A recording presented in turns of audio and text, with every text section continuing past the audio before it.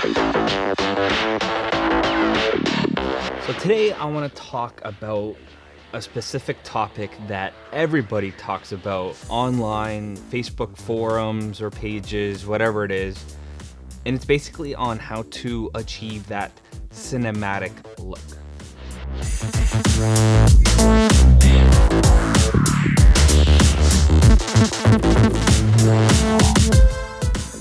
Welcome back to another video, and today I kind of want to go over that specific word that everybody uses, which is cinematic, and how to achieve it. And you know, all these videos are going around. Is this lens cinematic? What are your cinematic settings? Or is this camera cinematic? Like, none of these things are going to really make your video that cinematic. When I mean that cinematic is, there's a few specific topics that I want to talk about today that kind of will only help you to achieve those cinematic shots or sequences, whatever you want to call it.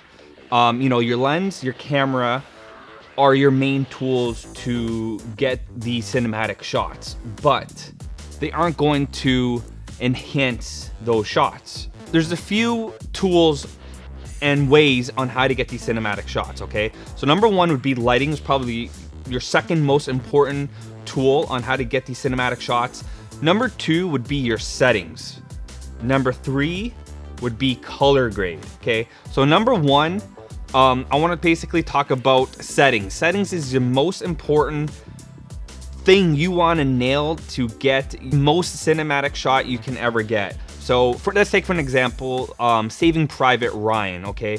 So they kind of broke the shutter speed rule. So when you shoot in 23 or 24 frames per second, you want to times that by 2, and that's what your shutter speed should be, so 150.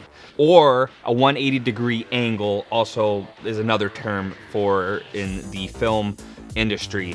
So now in Saving Private Ryan, they actually used the 45 degree angle, which is a shutter speed of 250, I believe, 198 shutter speed. The reason why they did this is so they didn't want to get that motion blur. When you see a subject, they actually wanted that in every frame instead of having it blurred in your frames. In that case, you would shoot at 1/50 shutter speed. So they actually wanted to give you a real life look in this movie, which they nailed 100%. Especially in the explosions, which I'm pretty sure they did something different. I'm not 100% sure. Sometimes these rules are meant to be broken. So for an example, you know, the 150 shutter speed, you don't always need that. You can go above. It all depends on the look you want to get. So the second topic I want to talk about is lighting. For an example, this shot right here, it's not very moody. It's not lit 100% perfect. It's perfect for what I kind of want to do right now, which is talking to you guys. You know, it's lit on this side, kind of dark on this side, giving me a triangle underneath my eye. But it works for what I'm doing.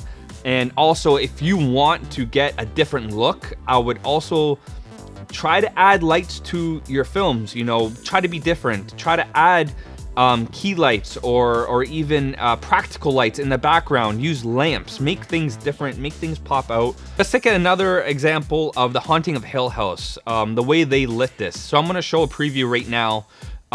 They actually lit almost the whole series the exact same way because, you know, almost the whole thing was shot inside this castle, you know, besides going back and forth to different timelines. Basically, it is lit from above through fabric that was basically spreading the light over the whole set, which was giving them very soft look. You know, compared to this, it's kind of a harsh light, and over here it's dark shadows. In The Haunting of Hill House, there's basically no real shadows because it is coming from straight down on and splattering all over the subjects, giving you that real moody, scary feel. And I feel like this lighting is perfect for these type of movies because it gives you that feel of stuff that's not lit in the back, and it makes things pop out that is more in front of you. So yeah, I would kind of add lighting to your next film if you want to get more into that cinematic look.